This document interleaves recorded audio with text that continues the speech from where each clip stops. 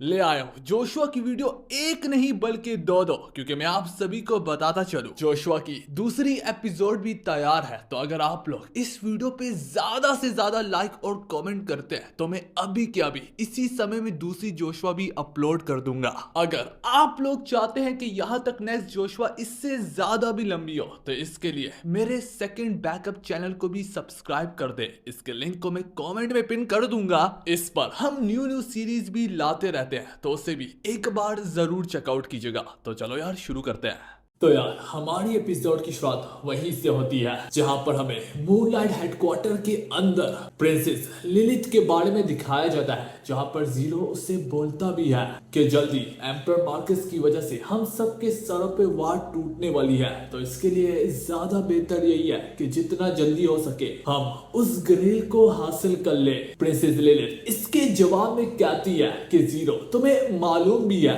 कि होली ग्रेल इस वक्त एवलोन के सेफ के अंदर पाई जाती है, तो इस मामले में हम यहाँ पर कुछ भी नहीं कर सकते, हमारे हाथ बंधे हुए। हालांकि मुझसे जोशुआ ने वादा किया था कि वो सेफ के अंदर जरूर जाकर उसके लिए होली ग्रेल लेकर आएगा।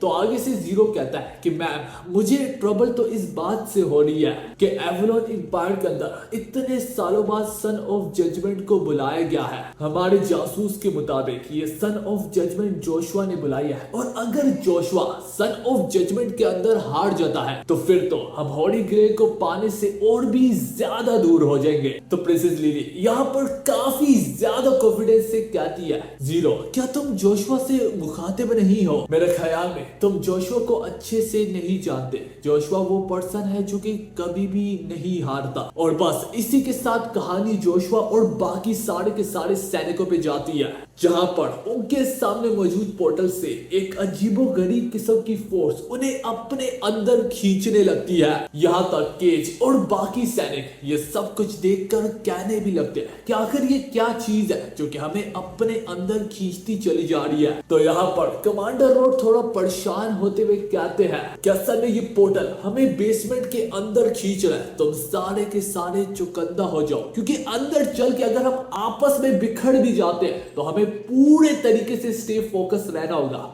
और पूरी कोशिश करनी होगी पोर्टल से सही सलामत अब बाहर आने की। तो देखते ही देखते ये पोर्टल सभी को अपने अंदर खींच लेता है, हाँ सवाए एक शख्स को छोड़कर, और वो एक शख्स कोई और नहीं बल्कि फोर्थ प्रिंस होता है। फोर्थ प्रिंस मुस्कुराते हुए कहता है कि बेबल तुम्हें ये जानकर काफी ज्यादा खुशी होगी कि मैंने तुम्हारे लिए नए बंदे ढूंढे हैं जिनको तुम मार के गूल में बदल सकते हो। तो इसी तरह हम जोशुआ को अब एक अलग ही जगह पे पाते हैं। जोशुआ यहाँ पर आसपास के माहौल को देखकर कहने भी लगता है कि ये आखिर भला कौन सी जगह पे है, मैं आखिर क्या बेसमेंट के अंदर मौजूद हूँ। तो जोशुआ का स्पीयर उससे होश दिलवाते हुए कहता है कि जोशुआ होश में आओ, यहाँ पर काफी अजीबोगरीब किस्म की चीजें इस वक्त प्रेजेंट है। पर दोस्तों इससे पहले हम वीडियो की गहराइयों में समा भी जाए, मैं आप सभी को बताना चलूं इस वीडियो का टारगेट है 500 लाइक्स। दोस्तों मैं मजाक नहीं कर रहा, अगर आप लोग 500 लाइक को पूरा करते हो और 100 से ज्यादा कमेंट करते हो, मैं अभी के अभी जोशुआ एक और अपलोड कर दूंगा। क्योंकि मजे की बात यह है कि नेक्स्ट जोशुआ ऑलमोस्ट रेडी है। खैर जोशुआ यहाँ पर जल्दी अपने सामने घुल्स की सेना को पाता है, जो कि देखते ही देखते जोशुआ पर आग टूटने वाली होती है। जोशुआ का स्पेयर उससे होश दिलवाता है, जोशुआ इन पर ध्यान दो, ये चाहे भले ही गूल है लेकिन दिखने से तो लगता है कि इनका मास्टर अभी भी पूरे तरीके से इनको कंट्रोल नहीं कर सकता। यह हमारे लिए सुनहरा मौका है कि हम आसपास के सारे गूल्स को अपना भक्त बना लेते हैं। ये बोलते ही जोशुआ का स्पेयर यहाँ पे पूरे तरीके से कंट्रोल लेते हुए जोशुआ की बॉडी पर अपनी लूसीफर की पावर का इस्तेमाल करते हुए इन सब के जिस्मों पर लूसीफर का मूनलाइट क्राफ्ट छोड़ देता है, जिससे वो सारे के सारे जोशुआ के नौकर, जोशुआ के सर्वेंट बन जाते हैं। यहीं पर लूकिया उन्हें अपनी कातलाना निगाहों से घूरते हुए कहता है कि जिन गूल्स को तुम इतना बढ़ चढ़ के जिक्र करते हो वो सारे के सारे मेरे जोशुआ के गुलाम बन चुके हैं। वहीं पर जबकि दूसरी तरफ हम कमांडर रोड को देखते हैं, जो कि अपने सामने एक अनजान फोर्स को पाता है। वो अनजान मॉन्स्टर इस वक्त हमें उसकी आइडेंटिटी के बारे में कुछ भी नहीं बताया जाता, लेकिन बस वो इतना ज्यादा पावरफुल होता है कि वो यहाँ तक अपने सब माना पावर के दम पर वहां पे मौजूद सभी लोगों को पीछे धकेल लेता है। वो एक अलग बात है कि कमांडर रोड थोड़े से स्ट्रॉन्ग होते हैं, जिस वजह से वो अभी भी अपने पैरों पे खड़े होते हैं।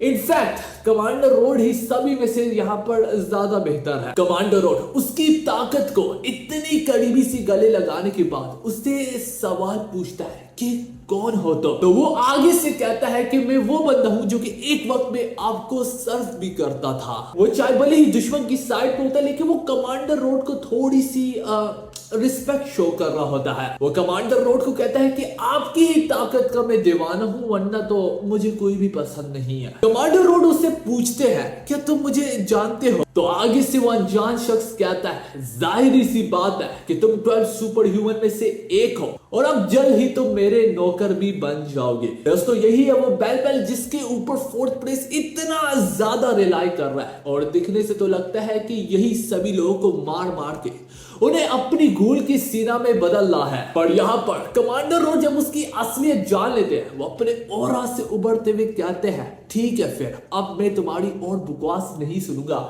मैं एक कमांडर होने के नाते तुम्हारी एक्सिक्यूशन को यहाँ पर शुरू करता हूँ। होपफुली तुम इसके लिए तैयार हो। ये बोलते ही यहाँ पर कमांडर रोड अपना एक मामूली सही वार करते हैं, अपनी सब सोट को लहराते ही है और इस कदर बड़ा माना का अटैक उससे बन जाता है जो कि यहाँ तक सीधा जाकर उस अनजान शख्स को भी लगता है। देखकर जोशुआ की सेना और साथ ही साथ कमांडर रोड के अपने चमचे भी कहने लगते हैं कि मुझे इतनी ही उम्मीद थी कमांडर रोड से। कमांडर रोड इतने ज्यादा पावरफुल है, जाहिर सी बात है यहाँ तक ये अटैक ने उससे भी काफी बुरे तरीके से घायल किया होगा। वेल एटलीस्ट ऐसा होना तो चाहिए था या फिर एटलीस्ट ऐसा उन्होंने सोचा था, क्योंकि जल्द ही कमांडर रोड के आंखों के सामने वो सच्चाई टूट आती है। हम देख पाते एक अनजान किस्म का ब्लैक होल ने कमांडर की उस अटैक की सारी ताकत को चूस लिया होता है। इसके फौरन बाद यहाँ तक वही अनजान शख्स अपने पोर्टल पावर का इस्तेमाल करते हुए कमांडर रोड के पीछे आते हुए कहता है कि कमांडर रोड तुमने मुझे कुछ ऐसा दिया है जो कि मैं तुम्हें वापस करना चाहता हूं। ये यहां पर कमांडर रोड के उसी अटैक की बात कर रहे थे जो कि कुछ लम्हे पहले कमांडर रोड ने अपनी स्प्लैश के दम पर उस पर बरसाया था। कमांडर रोड को वो यहां पर वार्न करता है कि कमांडर रोड तुम इतने पावरफुल हो कि तुम अपने अटैक को तो झेल ही सकते हो, पर बाकी लोगों का क्या? बाकी लोग इतने ताकतवर नहीं है कि वो तुम्हारे इस अटैक को झेल पाए। ये सब कुछ इतनी स्पीड से हुआ होता है कि यहां तक कमांडर रोड को भी इसको गले लगाने का समय तक नहीं मिला होता। कमांडर रोड परेशानी से कहता है कि मैं खुद तो बच जाऊंगा, पर बाकी लोगों का क्या? पर दोस्तों वो जैसे जैसे करके कमांडर रोड और बाकी सभी पे अटैक बरसाने ही लगता है कि यहाँ पर बैलबोम जो कि उसकी बगल में मौजूद है एक सुनहरा मौका देखकर उस पर टूट पड़ता है। अनजान व्यक्ति चाहे भले ही बैलबोम के अटैक को रोक तो लेता है, लेकिन ऐसा करके वो अपने उस मंसूबे में अपने उस प्लान में नाकाम होता है जिसके लिए वो इतना ज्यादा बेताब था कि वो कमांडर रोड की ही स्प्लैश को उसके ही साथियों पे छोड़ने वाला था। कमांडर रोड भी इस पल को जाया नहीं करते और वो भी उस पर टूट पड़ते हैं एक बहादुर शेर की तरह। कमांडर रोड उस पर टूटते हुए कहते हैं कि मुझे जल्द से जल्द इसको अपने एक ही वार के दम से मारना पड़ेगा, इससे पहले मेरा फेवरेट स्टूडेंट बैलबोम जख्मी हो जाए। और दोस्तों मैं आप सभी को बताता चलूं, बैलबोम चाहे भले ही जोशुआ को पसंद करता है और कमांडर रोड और बैलबोम चाहे भले ही एक दूसरे के काफी क्लोज है, लेकिन अब तक तो आप लोगों को भी पता होगा कि कमांडर रोड जोशुआ से सख्त खार खाते हैं। वेल एनीवे कहानी की तरफ वापस आते हैं। बैलबोम का अटैक जैसे जैसे करके उससे लगने ही लगता है कि अचानक से ग्रेविटेशनल फोर्स उनको पीछे धकेलती है, जो देखकर बैलबोम हैरान होने लगता है कि ये आखिर चल क्या रहा है। मेरा अटैक जो कि उससे लगने के इतना करीब था। बैलबोम हैरानगी से ये सब देखकर कहते हैं मुझे यकीन नहीं होता कि एक बंदा कमांडर रोड के वार के लगने के इतना करीब था, उसने तब भी इसके लिए कोई ना कोई जुगाड़ कर लिया। आज तक कोई कमांडर रोड के डायरेक्टली हमले से बच नहीं पाया था। मैं आप सभी को याद दिलाता चलूं, ऑन पेपर वर्क में उसने जोशुआ को भी अपने इसी अटैक से पीछे धकेला था। खैर कमांडर रोड यहाँ पर बैलबोम की दाद देता है कि देखने से तो लगता है जिस पावर को तुम जोशुआ के खिलाफ इस्तेमाल करते हुए खुद को ही जख्मी कर बैठे थे, अब तुम उसे काफी बेहतर तरीके से इस्तेमाल कर पा रहे हो। पर वो आगे से वो अनजान व्यक्ति कहता है इससे क्या ही फर्क पड़ता है कमांडर रोड, क्योंकि वो तो मरेगा ही मरेगा। वो व्यक्ति डिसअपॉइंट होते हुए कहता है कि कमांडर रोड हमारी और आपकी जवानी में नाइट्स का अलग ही दबदबा और रौब होता था। अगर आजकल के समय में नाइट सब इतना ही कर सकते हैं, मुझे बाकी कीड़े मकोड़ों को देखने की जरूरत भी नहीं। पर यहां तक पिछले समय में भी तुम मेरे लिए किसी काम के नहीं थे। तुम मेरे लिए सब एक ब्लड बैग जैसे थे। यूज के कहने की देर होती है। पिछले समय को थोड़ा सा डिस्क्राइब करते ही कमांडर रोड को फौरन से याद आ जाता है कि ये कौन बंदा है। वेल, इससे पहले कमांडर रोड इसके बैकग्राउंड को अच्छे से एक्सप्लेन करे, मैं सब आपको इसका नाम बता देता हूं एपिसोड खत्म होने से पहले।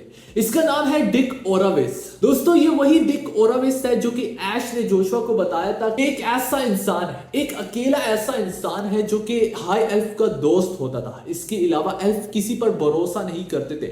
पर दिखने से तो लगता है कि अब डिक ओराविस पूरे तरीके से बदल चुका है। अब वो पिछले वाला इंसान रहा ही नहीं है। पहले हम इसके बारे में और भी जानेंगे आने वाली एपिसोड में। दोस्तों, अगर आप लोग लाइक टारगेट को कंप्लीट करते हैं, मैं अभी के अभी नेक्स्ट जोशुआ डाल दूंगा।